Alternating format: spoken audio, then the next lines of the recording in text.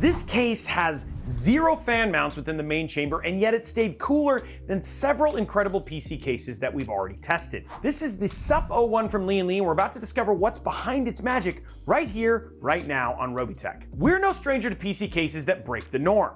Cases like the Fractal Mood, the Geometric Future Arc, and the As a Pyramid have all graced our benches for some crazy PC builds. But as cool as some of those cases look, they haven't been very cool thermally. The Lian Li SUP01 may be changing the game and making waves as it does. This case takes some creative liberties with classic mid-tower cases while creating a new kind of showcase PC case. At the time of this video, the SUP01 is available in either black or white for just under $150. When we look within the $100 to $160 price range, cases like the Fractal Mood, the Asus GT302, the Thermaltake Tower 300, and the MSI MAG Pano 100L PZ live there. So the SUP01 has price competition with unique and performant mid-tower cases. Getting into physical dimensions, the SUP01 has a shallower profile than cases like the Fractal Pop Air Mini or the NZXT86 Flow, but its width is on par with the Phanteks XT Pro and the Pop Air.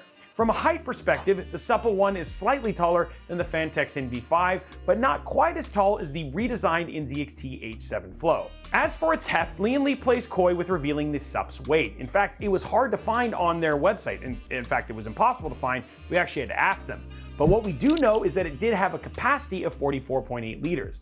When we did a little bit of digging, meaning we wrote them and asked them, we discovered the SUP01 weighs just under 23.5 pounds or 10.65 kilograms. Rounding out the tour of the outside though, the SUP01 has 2 USB Type-A ports, 1 USB Type-C port, and a combined audio jack.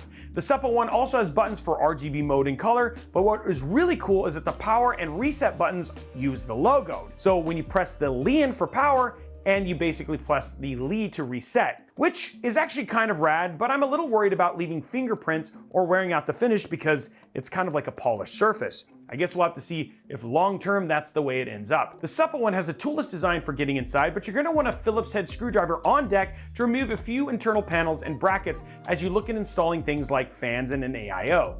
As for motherboard support, the SUP01 supports Mini ITX, Micro ATX, and ATX motherboards. It's also compatible with ATX-sized back connect motherboards, which is really incredible news because there's a lot of space to work with in the back. Moving on to GPU support, the SUP01 does things a little bit differently. While it does support GPUs up to 400mm in length and up to 4 slots wide, the SUP moves the GPU to a vertical position at the front of the case. Thanks to the adjustable bracket and what is possibly the world's longest PCI 4.0 riser cable, which, come on Guinness, I feel like this thing needs a world record. The SUP can fit many of the biggest GPUs on the market and secure them into place with a resizable bracket that is completely adjustable. Now, by mounting the GPU like this at the front, the fans on the GPU serve as a bit of a front air intake for the case. While it's venting its own hot air up and out of the system, it's still providing some air to the rest of the case. Now, having the GPU mounted up front does mean that you have to route your HDMI or DisplayPort cables through the case, which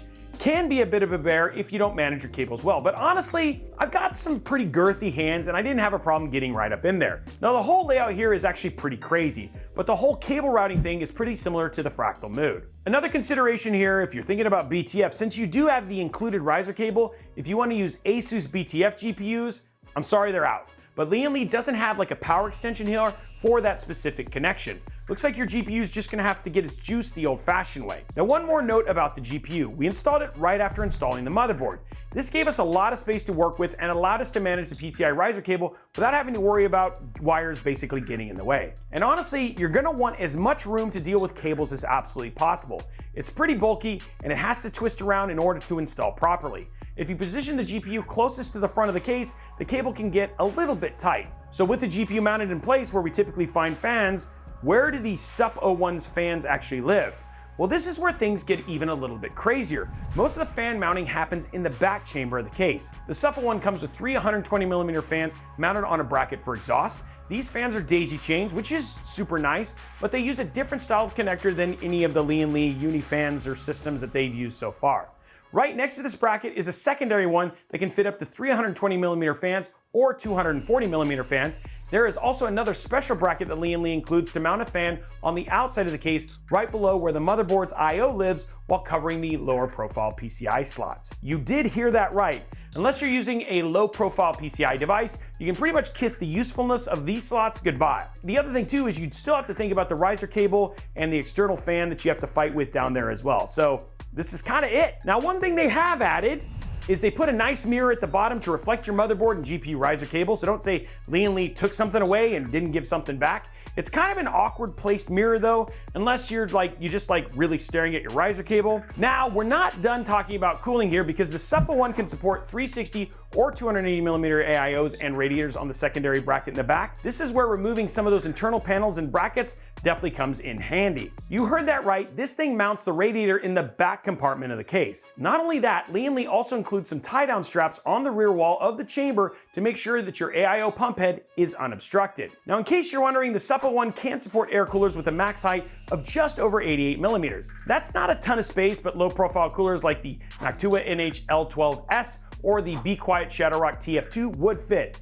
That being said, if you want to air cool, this really isn't a great case for that. Lian Li specifically engineered this case for AIOs, and I mean, that's all in the engineering. I feel like you're trying to put a square peg in a round hole here. Now, moving on to storage space, the SUP01 has a mounting bay that can fit either two 2.5-inch SSDs or two 3.5-inch hard drives, as well as mounting locations for two 2.5-inch SSDs on the top of the PSU shroud.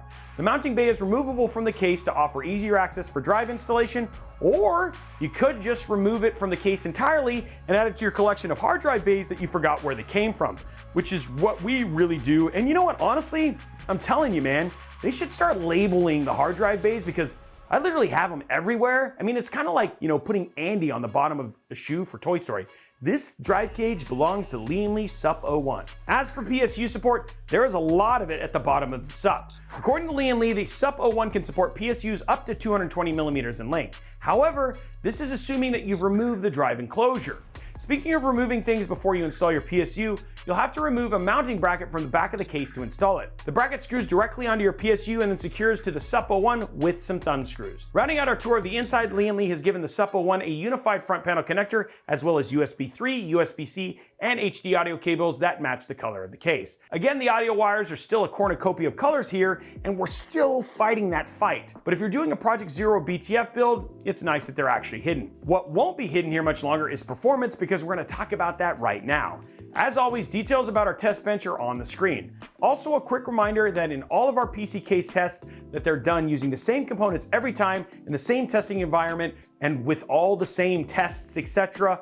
You know what? Science. We basically do science. And they're also run at Intel stock CPU power settings as well. Now for the numbers. While idling, the SUP01 averaged a crisp 26 degrees Celsius.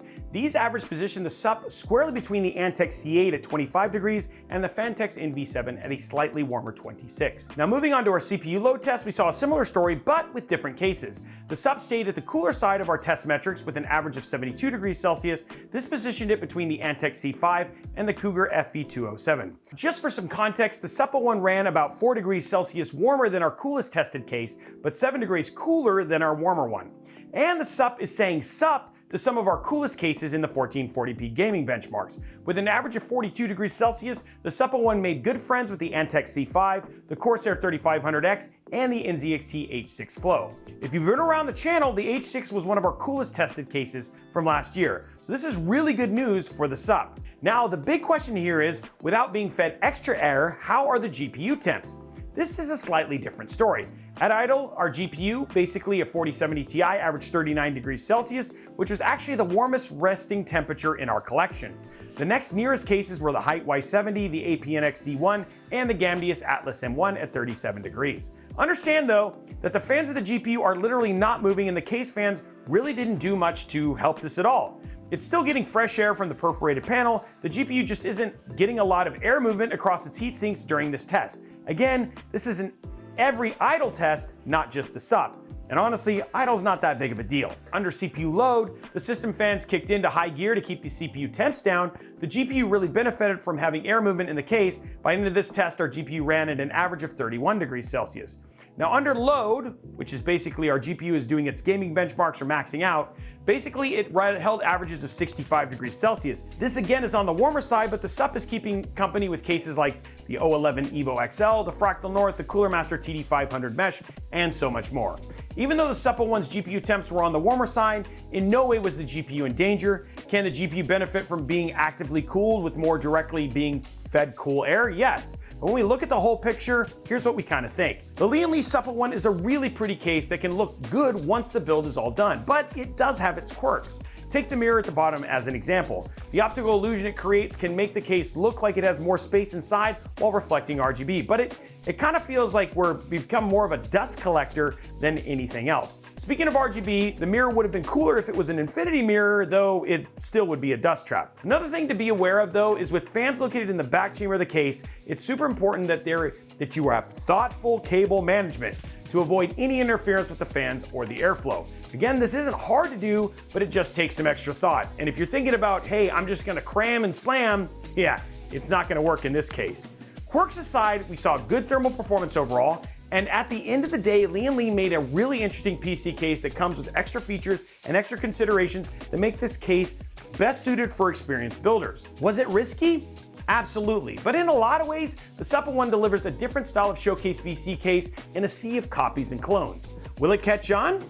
Well, I mean, if the Evo's anything to say, time will tell. And this wraps it up for us, and these are our thoughts on the Lian Li SUP01, but we want to know what you think. What was your favorite feature on the SUP01? Do you like it when case manufacturers take risks like this? And what features would you add? Let us know all that down in the comments below. Now, while you're down there, make sure you slap that subscribe button with that like button and ring that notification bell so that you get a notification each and every time we post a video like this right here on Robeytech.